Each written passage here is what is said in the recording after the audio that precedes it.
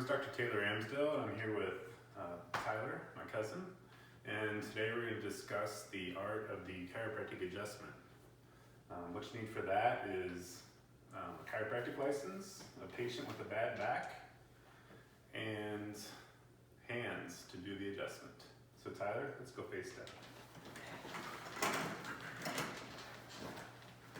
So first we have to motion palpate every vertebrae. It's a lost art of adjusting that many chiros do not do anymore. And what we're feeling for is movement. And we do the full spine, every vertebrae. All right. So with Tyler here, we found a vertebrae that's not moving correctly, and we're going to adjust it. Deep breath in for me, Tyler, and out.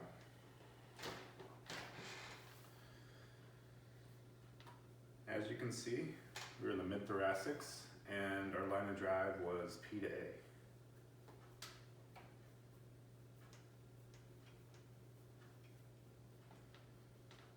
And that's the art of the thoracic chiropractic adjustment.